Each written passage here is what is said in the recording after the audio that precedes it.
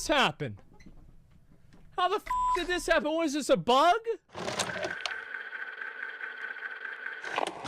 Valerian and the City of a Thousand Planets is a rare sci-fi blockbuster from 2017 made outside the Hollywood studio system. In it, a galactic agent Valerian and his partner Laureline find out about a missing planet and must figure out what happened to it. Okay, we are cooked, chat. Before the corruption behind the mystery reaches the galactic capital city and turns all alien species against each other. And as a whole, this movie is a strange case of failure, because on the outside, it has a lot going for it. The heroes are likable and serviceable, and even the chemistry between the actors is enjoyable to watch. The events consist of amazing visuals and many refreshingly outside-the-box ideas, including even a private dance from Rihanna, where she keeps snapping from one outfit to another.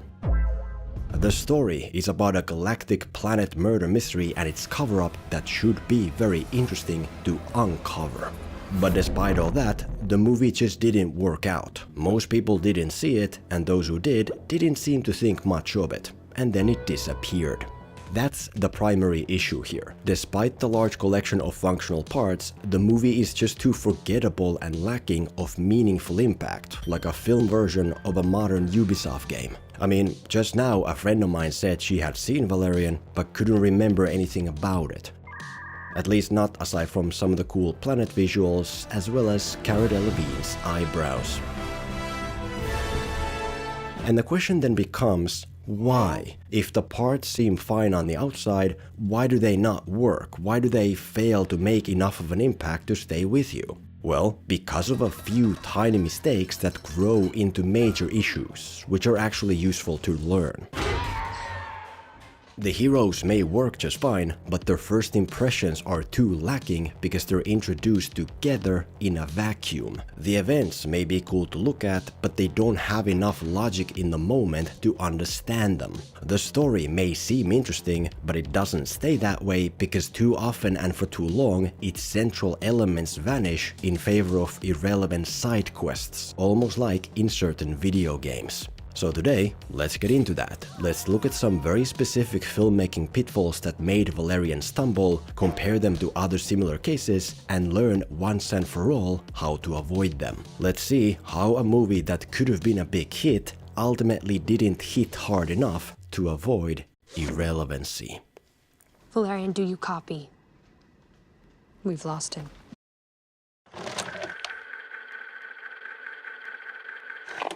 Firstly, the characters end up feeling forgettable because their first impressions are too weak to make an impact. The way we meet Valerian is that he's chilling on a beach, dreaming about this alien planet that experiences some bad situations.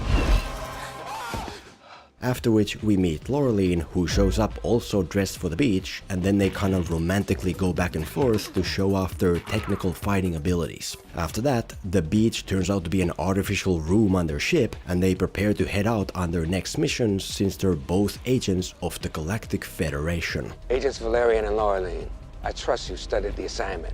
On the surface, the scene works just fine. We get to know the heroes and aspects about them enough to see them as people. Her special day that she wishes he would care about. My birthday.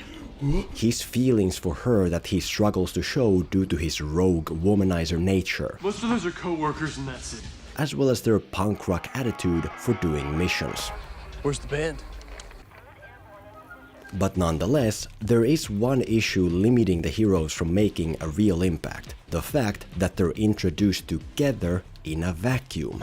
First off, you can notice that for the first 10 minutes, it's the two of them together. They share every scene, every moment, every interaction, and they don't seem to exist outside of each other, which by nature reduces their individual value. Because when you introduce characters as a group, and the longer you keep them as a group, the more likely the audience is to see them as a group. It can be fine if that's what you're going for, but when you have lead heroes that later will go on to have their own solo paths, not so much. Now that they're no longer together, it's tougher to know who or what you're looking at. It's like their common value has split in two. If you want strong individual value like every main hero should have, then it's better to introduce their qualities individually before bringing them together. Because no matter how cool they may turn out to be later, first impressions are hard to replace.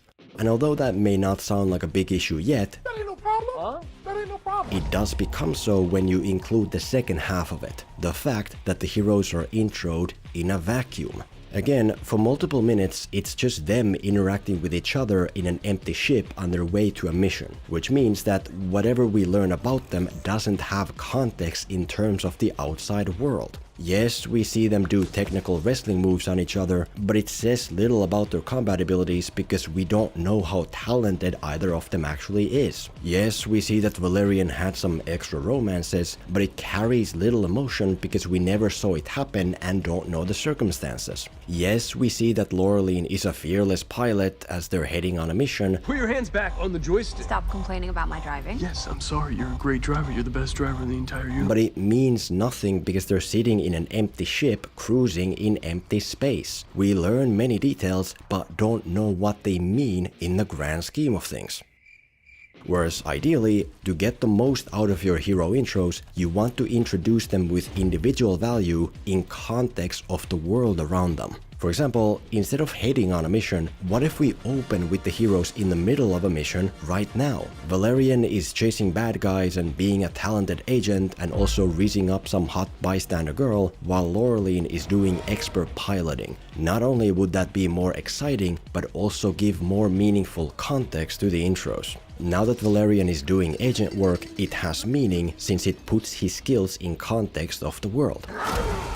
Alright, go get yourself cleaned up. Right? Now that Laureline shows up to pin Valerian down hand to hand, it has meaning since it applies his technical skills to her. I just need you to fix my arm, thanks. Now that Laureline catches Valerian raising up a girl, it has meaning since it shows it's a real thing that hurts her deep inside. Now that Valerian does backseat driving as he joins Laureline in a ship for the crazy chase, it's clear why he's nervous and why she is annoyed. I'm sorry, you're a great driver. You're the best driver in the entire universe. Oh, thank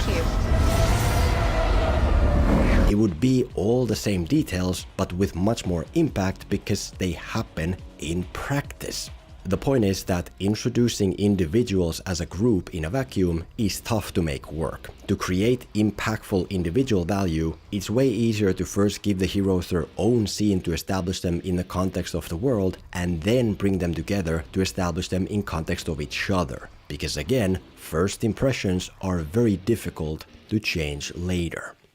For example, if I say that there exists a race of aliens that all speak many languages, We speak over 5,000 languages. you see them as a group with no individual value, right? But if I say that, hey, there exists this one alien in the galaxy who knows all languages and can easily teach them to anyone, now it feels more special. Like, okay, the alien gives the hero this app that he has to use just 12 minutes per day to do fun interactive lessons to learn a language. Incredible character. Power 20 megatons. And it's real, by the way. It's called Babbel. It's the top language app in the galaxy. Super easy to use. It fits your daily life and teaches you with fun interactive methods designed by real language teachers. You use it for just 12 minutes per day and in 3 weeks you'll be able to start speaking. Es la mejor y más fácil manera de aprender un idioma. Yo por ejemplo lo uso para mi canal en español. Senor, por favor. Babbel is sponsoring a 55% early Black Friday discount that you can check out with the link below or the QR code on screen. So what language would you like to learn?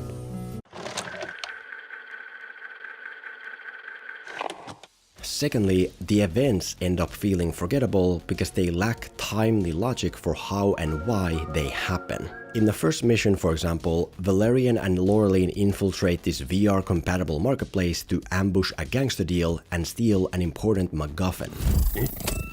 Federal Agent Valerian. And it is a very cool and unique idea. You basically enter this empty desert with VR glasses to become a digital avatar in this amazing space market elsewhere, and then you can use a molecular box to transport both items from there to you. I am never gonna financially recover from this. And the heroes use that technology for their own plan, to get to the gangster meeting undetected and use a molecular box to bring in a gun and take the MacGuffin. converter in the box. Copy. But despite its cool uniqueness, the sequence is a bit difficult to remember because its rules and logic are too confusing. Why do people go to this desert to use VR instead of just going to the real marketplace? I don't know. How can Valerian interact with the world physically if he's just a digital avatar? I don't know. And if he can interact with the world physically even as an avatar, then why does he put his hand in danger through a box? Why not just grab someone's gun over there and use it to hold up the meeting and then a box to pull the MacGuffin through? And why does the box suddenly not work anymore? Why can't he get his hand back? I don't know. Thanks. Thank you so much. Now, I don't want to seem too harsh because the sequence is really imaginative and deserves points for it. But ideally, when you have unorthodox ideas, you want to simplify the rules as much as possible. Like, okay, how about you are just an avatar with no physical mass unless you use a box, and that's it. Forget all the stuff about Valerian being able to interact with the world with his digital body. Forget the multiple marketplace levels because it no longer makes sense in a desert physically. But what the hell, boy? Simplify it. Valerian can only interact with the surroundings with his hand through the box. That's it. It explains why he can no longer phase through walls since his hand is physical. It creates danger since he doesn't want to lose his hand and maybe the MacGuffin is in his hand and not yet through the box. That's enough. You already have your unique result. There's no reason to overcomplicate the equation to the point of confusion. And in this way, sadly, logic always seems to come second. Basically, the MacGuffin turns out to be a pearl-pooping animal from the destroyed planet Valerian dreamed about in the beginning. And once they return to the galactic capital to hand it to the Federation General, the planet natives show up to steal the MacGuffin. And then the movie goes off the rails. As Valerian vanishes chasing the natives, what does Laureline do as a response? Well, she meets some sailor who takes her to a whale to snap free a magical jellyfish. Huh?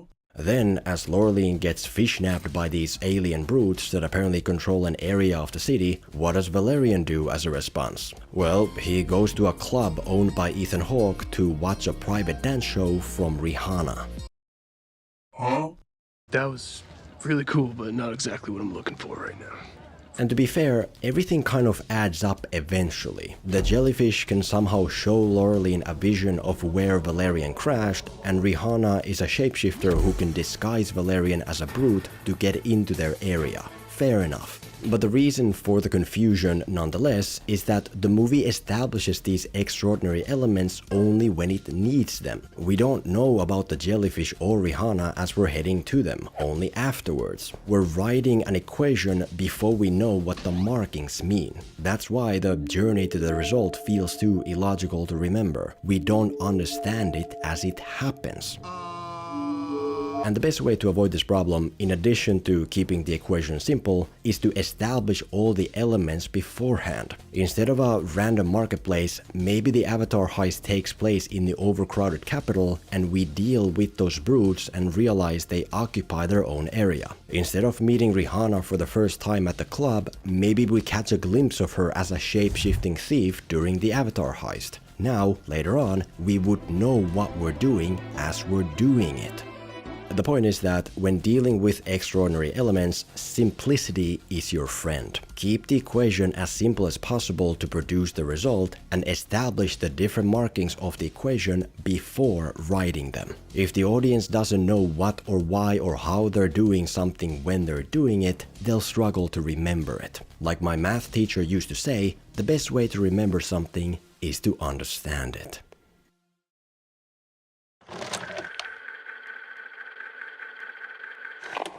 Thirdly, the story ends up feeling forgettable because the central story elements vanish for such long periods that you kind of forget about the whole thing. Basically, the main mystery is about the extinction of this planet with peaceful natives that Valerian dreams about. Bad situations.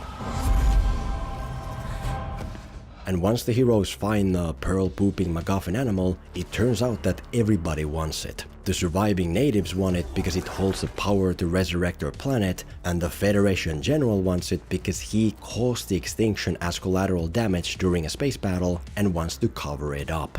And the issue with this mystery plot is that most of its narrative strands just kind of disappear with no middle part. In the beginning, we see Valerian dreaming about the planet. These waves don't come from your memory. Somebody is sending you the images. But then the whole dream thing is shrugged off and never mentioned again, until the third act when we realize that one of the natives transported her spirit into him somehow. Meanwhile, we don't wonder about the dream or look into it, and there's no sense at all that some spirit is inside Valerian. You mean to tell me that you've had a woman inside of you since the beginning? At the 50-minute mark, Laureline learns about an officer who looked into the disappearance of the classified planet and was murdered because of it. But then we never look into that murder at all until we find out the truth about it over an hour later. Destroyed all the evidence that Major Sam had against you. There's more examples to say, but what I'm getting at is that red strings of mystery are introduced and then concluded much later with nothing in between. And the reason for this is that the movie spends most of its middle on side quests that are completely irrelevant to the main mystery. We go to the whatever marketplace to steal from a gangster who is then never seen again. We go with some random sailor to ocean parts of the capital to get a jellyfish to see where Valerian crashed, and that's it for all those things. We go with Rihanna to save Laureline from the brutes that have nothing to do with anything. What's going on here? Look, somebody better start talking or I'm out of here. There's so much here that you lose focus on what really matters. I mean, there's two restricted areas in the city. One area run by the brutes and another contaminated area that's the secret hideout of the natives. And I, for instance, was just confused as to what was what and which was where. Why are there two restricted areas if only one matters? Why is there so much irrelevant stuff? Why spend time developing one thing and then at the end make the meaningful thing something else with no development at all? The best way to create a compelling and memorable mystery is to continuously give pieces to an answer that ties everything together. If Valerian has a dream about the extinction in the beginning, then throughout the story he should be trying to figure out what it meant and who it came from and if it can be real. If Valerian has an alien spirit inside him, then that should have effects on him along the way. Like maybe he has abilities and knowledge that he shouldn't, or maybe the reason his multidimensional avatar glitches is because he's actually two people. If Laureline gets kidnapped by the brutes, then the brutes and their area should be part of the main mystery in some way. Like maybe the general was fighting the brutes in the beginning and now tries to pin everything on them to create another conflict. He's a menace to the entire city! Or maybe the brute area is led by the gangster from the market who's trying to use the MacGuffin as well. Regardless of the details, everything that happens should be relevant to some extent. Everything that's done should progress the main mystery toward the ultimate answer. Because although using unanswered questions can be effective to generate audience interest, you can't keep it in stasis for too long. You can only blue ball the audience for so long until they lose interest. Like in Last of Us 2, there's the big cliffhanger in the middle, And you wasted it! and at first you want to play more to find out what happens, but then the answer takes so damn long that you forget the whole question you were playing for to begin with. And just like with Valerian, I don't remember the answer or if I ever even got to it. Overall, the key to a compelling mystery is this: keep the relevant elements at the center throughout the story and consistently progress toward the answers. Do not put the main mystery on hold in favor of whatever irrelevant middle side quests, because the more you stuff your movie with things that don't matter and the more you confuse the audience over what is truly important, the more you lose the core that you can be remembered for.